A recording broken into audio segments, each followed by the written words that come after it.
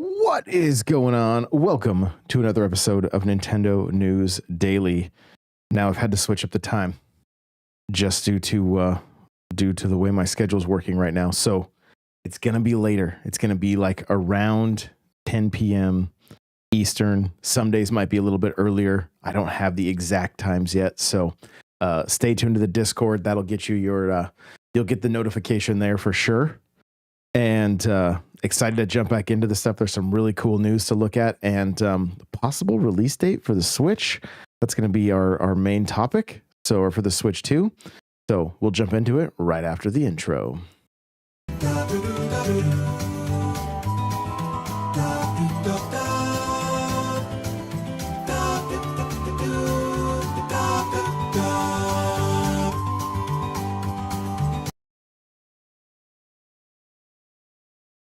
All right. Well, here we go. We're going to jump right into the news, and we'll see if anybody shows up or not. We'll just have to wait and see. But this honestly got me really excited as soon as I saw it.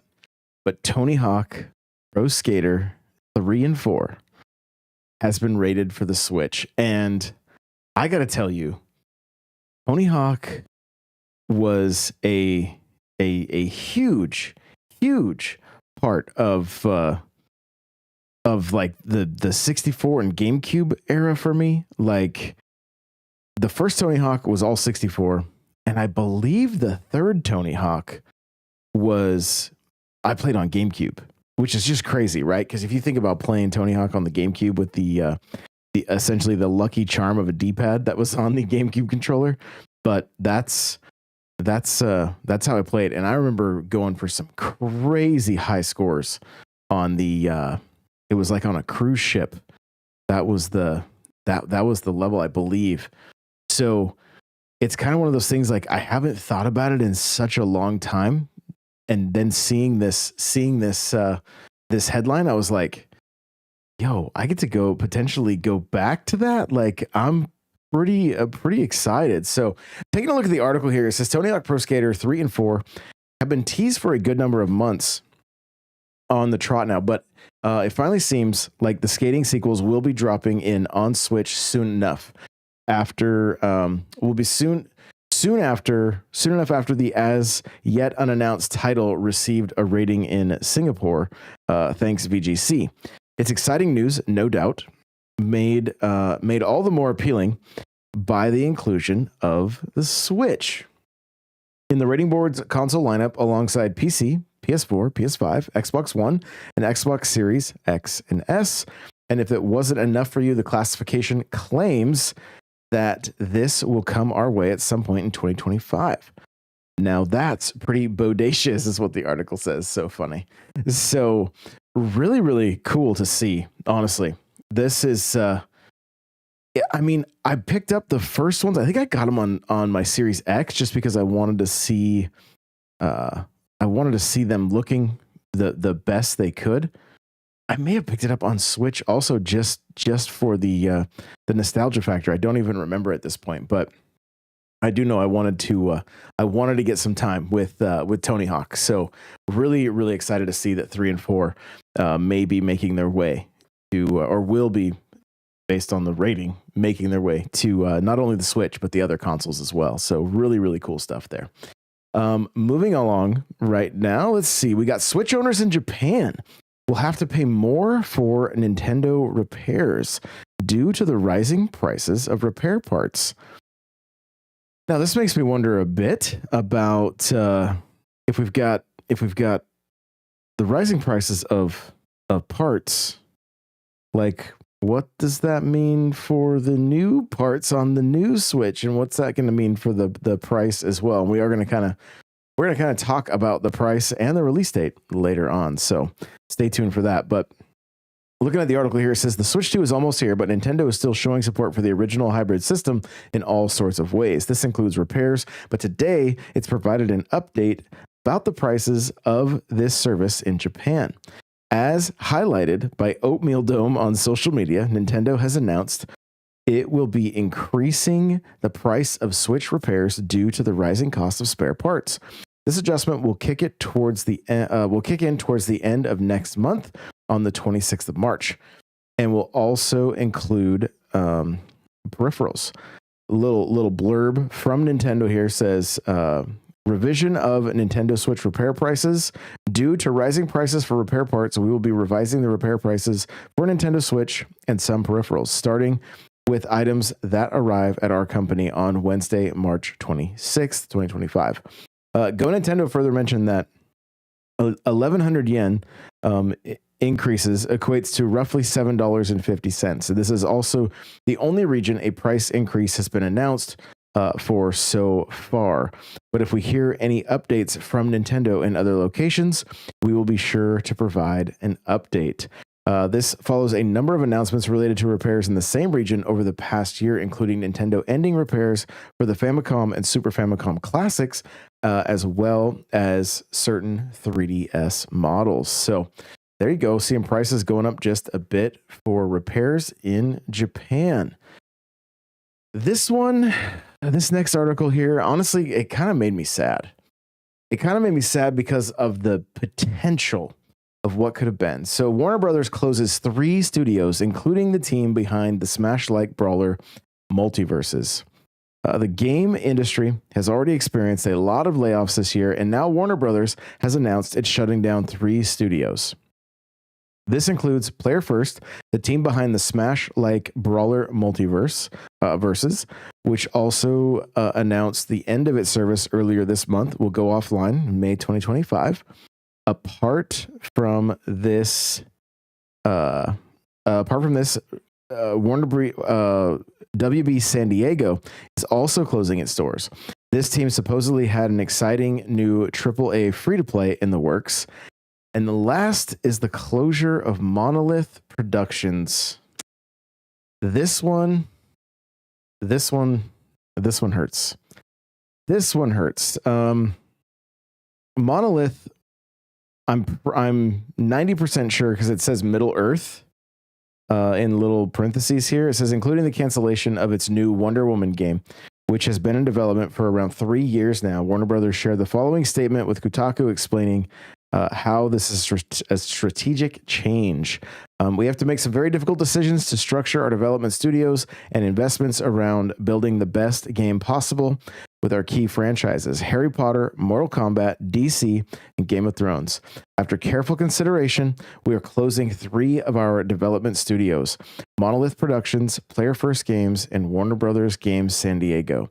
This is a strategic change in direction, and not a reflection of those teams or the talent that consists within them. Multiverses was designed as a free-to-play brawler, and it is shutting down a year after its relaunch on Xbox, PlayStation, and PC. Now, the reason, one, I hate seeing layoffs. I hate it. I hate the just finding out that people are losing their jobs. Never fun. Not great at all. 2, just last week, it was rumored that this Wonder Woman game was back in development and that things were potentially going well for it. That was exciting for me because I believe Monolith Soft was tied to the Battle for Shadow of Mordor and Shadow of War. So I'm going to check it out right now. Of Mordor developer. Here we go. I think it's the same one. Yeah, Monolith Soft is referred to as Middle Earth. So,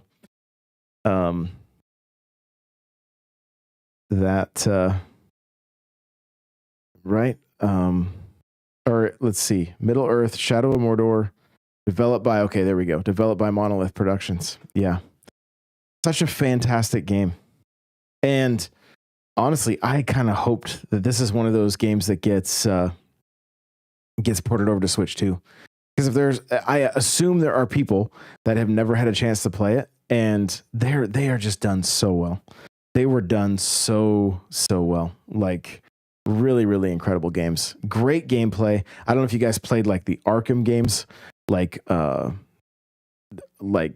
City, and just the fluidity of the combat with Batman was similar with Shadow of War and Shadow of Mordor. So I do wonder what could have been with Wonder Woman. It probably would have been pretty rad, honestly. But unfortunately, they've closed their doors.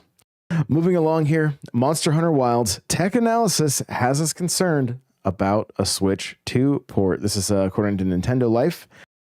And so, looking at the article here, it says, with Capcom's Monster Hunter Wilds launching later this week, Digital Foundry has completed its usual tech wizardry and analyzed the performance for the series' latest flagship title. Truth be told, it made us a bit worried about a potential Switch 2 port. Now, we should preface this by clarifying that we still don't officially know how capable the Switch 2 will be, but judging from the bevy of leaks and subsequent analysis on the tech specs, we're likely to be looking at a console that could potentially stand toe-to-toe with the PS4 Pro, albeit with some cheeky DLSS upscaling thrown in for good measure. Now, this doesn't necessarily mean that Capcom is likely to skip Switch 2 port altogether, but we think it's important that we keep our expectations in check as to how the game might perform on the upcoming console. Looking at the Xbox Series S version specifically, Digital Foundry notes that there's only one performance option available targeting 30 FPS with optional unlocked frame rate provided you have a compatible display. In addition, it looks significantly worse on the Series S than the Series X or the PS5, and there's no screen space reflection whatsoever, and textures can look muddy across the board. Resolution is maxed at 1080p. Even the UI weathers sizable downgrade from 4K to 1080p.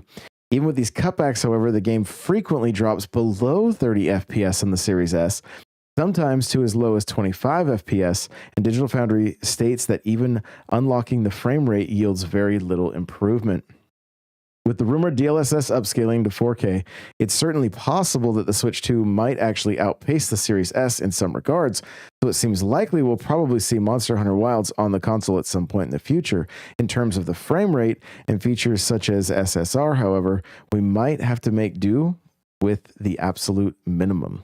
It's worth noting that Capcom never bothered to port Monster Hunter World over to the Switch, given the huge leap in graphical quality. So we wouldn't be surprised to see this entry make its way. Wouldn't be surprised to see this entry make its way to the Switch 2 before the developer begins to think about porting Wilds. We'll have to wait and see. So, from the get-go, like playing Monster Hunter Wilds at PAX West and watching it, I honestly wondered. I wondered about the Switch 2 and the possibility of this game running on there. And other than like a lot of lightning in the background of the just on the stage, I kind of wondered if it couldn't pull it off. But at the same time, we're talking about like pretty massive areas that you're hunting in, and there's not the loading time between areas like we've seen in.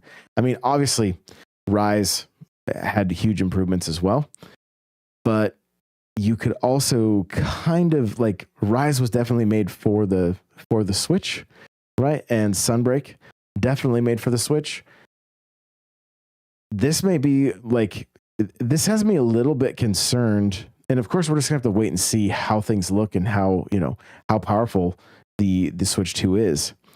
But we may be able to get get things upscaled up to 4K, so they'll at least look good and be, looking sharp.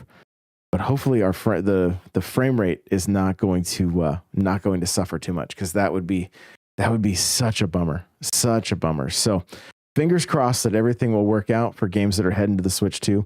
I just don't want to see us get to the point where everybody's, clamoring for all the games to be on Switch 2, but then they end up looking like they did on Switch 1. And so just really hoping that I mean, like, you know, taking a Xbox One game and putting it on Switch, it got really muddy. Well, now if we're going to take an Xbox Series game and put it on Switch 2, are we going to end up seeing like a similar story here? And I hope that is not the case. Nintendo highlights 4 brand new games coming soon to Switch. March is going to be an exciting month. So it's looking like Nintendo is gearing up for a massive year with upcoming Switch 2 Direct broadcast. But we keep saying here on Nintendo Life, we're looking at a Nintendo Life article, it's not done with its original hybrid system just yet. It seems we'll be getting a solid list of offerings throughout 2025. And if you're wondering what's ahead in March, Nintendo has now reminded us about 4 exciting titles on the way. First up, we have the return of Carmen Sandiego, which is not a name I thought I would ever, not only never like read, but never really thought about Carmen Sandiego as a video game again. Like it's just crazy. And I mean, you know, where in the world is Carmen Sandiego? Like you can't help but sing that song every time you see that name. So, but Carmen Sandiego releasing on the 4th of March. The Super Thief returns with her signature red hat as you navigate the world of espionage. And moving right along here, we've got, oh my goodness. I'm going to say Suikoden, I think. And it is a Suikoden 1 and 2 remastered coming out March 6th. It's a legendary JRPG series. In this case, it's a double pack of the first 2 entries, and they've now been remastered in HD. If you haven't already heard about this upcoming release, we've also got plenty of coverage here on the site. Which, I mean, this isn't something that's for me necessarily. Like it's not something that's like a nostalgia pull for me, I should say. I have really fallen in love with JRPGs because of the Switch, but man, they take so long to get through. They take so long to get through. Like, which is not it's not a bad thing, but I'm just like I'm looking at my playtime on Xenoblade Chronicles X Definitive Edition, or not X, but the first one, and wow, been grinding periodically just to keep making some progress in that one. It definitely takes some time. Next up on this list, you've got MLB The Show coming out on March 18th. And then, of course, you do have Xenoblade Chronicles X Definitive Edition, which will be out at the end of March. So looking forward to that. It's March 20th on that one. So it's kind of funny because these releases are relatively close. You've got Carmen Sandiego on the 4th, and then Suikoden on the 6th, followed by The Show on the 18th, and Xenoblade Chronicles X Definitive Edition on the 20th. So, I mean, a relatively busy month, honestly. I mean, even if you're not playing, I don't know, besides Johnny, who's picking up The Show on Switch, but between The Show, if you're a baseball fan, like it's an incredible baseball game. I'm not quite sure who Carmen Sandiego is for, if it's going to be more like a educational style, like kids game, or what's going on with that one. But then, of course, you know, 2 or actually 3, what I would assume are going to be pretty massive RPGs. So great month for baseball fans and RPG fans, and you know, maybe there's some Carmen Sandiego fans out there as well. I'm not quite sure. Balatro has a new free update. Features crossovers with Assassin's Creed, Fallout, Civ, and more. So taking a quick look here, it says it's looking through the article. It says, prepare yourself, poker fans, because our beloved roguelike Balatro has just landed another Friends of Jimbo update, adding a whole new batch of crossovers into the mix. Much like the 3 previous editions, and the latest update features new card cosmetics from 8 different crossover games. The Assassin's Creed, Fallout, and Civilization series all crop up in this one, alongside the beloved indies like Slay the Princess, Bugsnax, and the unexpected arrival of Dead by Daylight. And the card looks really, really cool. Most importantly of all, the update is available right now for free, so you don't need to wait to get in on the new cosmetics. Also worth noting, if you haven't played this yet and you do have Game Pass, Balatro has made its way to Xbox Game Pass at this point. So you'll be able to jump in if you are part of that service right now, I believe. Based on the tweets I was seeing today, I think it is out. So actually, yeah, I'm looking at the article. It says news of Friends of Jimbo 4 came alongside the announcement that Balatro is now available on Xbox Game Pass. So there you go. If you have an Xbox and you've yet to play Balatro, if you have Game Pass, you now have a chance to check it out. Lastly, this made me so happy because this was one of my favorite games growing up. Super Mario Brothers 2 has been added to the NES or the Nintendo Music app. And so honestly, when it comes to video game music, there are few games that I will catch myself humming as much. There are a few games that Super Mario Brothers. There's probably a few others as well that are super memorable music, but Super Mario Brothers 2 for me is one that just so good. The track in particular that's just always in my head is the Ground BGM. That just super nostalgic for me. Takes me back to just a great time in life, like growing up, playing with my best friend. Like this game will forever be just an absolute treasure for me. And so seeing this soundtrack hit Nintendo Music, I've already been listening to it. You've got 14 tracks with a runtime of 8 total minutes. All right. You got 8 total minutes of Super Mario Brothers 2 if you want to check that out. Well, jumping into our main topic, and that's going to be looking at the release date for the Switch. So a former Nintendo employee predicts a June Switch 2 release, says retailers know nothing. This is from Video Games Chronicle, and it says Nintendo Switch 2 will definitely release before the end of summer, it's claimed. All right, a former member of the Nintendo of America sales team has predicted a June release date for the Nintendo Switch 2 and claimed that retailers currently know nothing about Nintendo's launch plans for the console. Sean previously worked in the sales and retail department at Nintendo's US arm and recently appeared with his former colleagues on the Kit and Krista podcast to share insights into the company's sales strategy.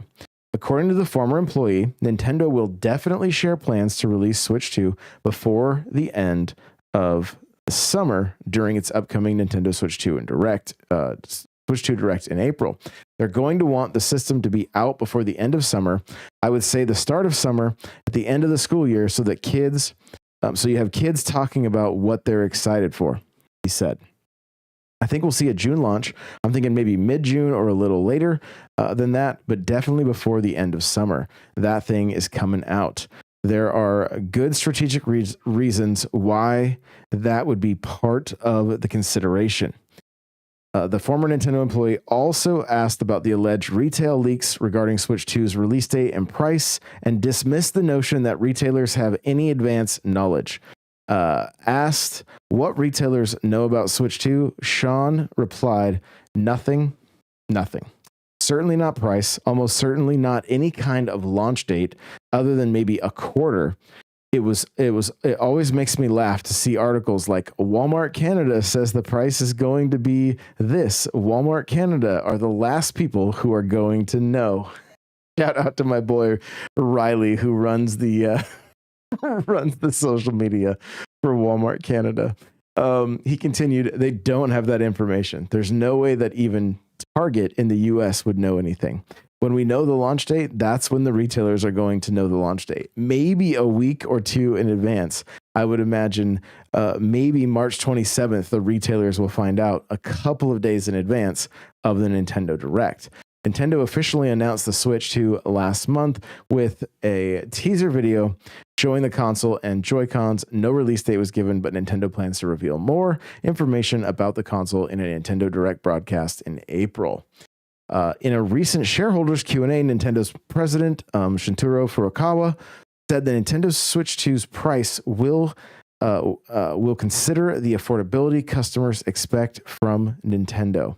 And we've talked about this at length on this show. Like, where do we think this is going to land? Where do we think the price for Switch 2 is going to land? And when do we think the release date is? One thing I find interesting, that the statement that they're going to want the system to be out before the end of summer, I would say the start of summer at the end of the school year, so that you have kids talking about what they're excited for. That one, that just seems a little bit strange, right? It seems a little bit strange to me that is a focal point that has been brought up. Like, I don't know. I have a hard time believing in the in all their different sales meetings that one of the things they're worried about or thinking about is kids at school talking about being able to play Switch 2. I mean, I could be completely wrong, but to me it seems a little strange that is what, if this is a little inside baseball, and that's really how Nintendo thinks, it seems a little bit strange to me. So I'm taking it with a pretty big grain of salt. I do think June is that'd be a fine time to release it. I hope it's sooner. There's lots of different rumors talking about it coming out sooner, which again, I hope that is the case, just because I'm so ready to play the new Mario Kart. But if it is a June release date, that's going to be fine. It'll probably be playable at PAX East. You've got all the different events going on that will be wrapping up as well, and then you can basically open it up to the public and start selling this machine. Still super curious on what the release date games are going to be. Like, what do you think we can expect to see as far as launch titles for this?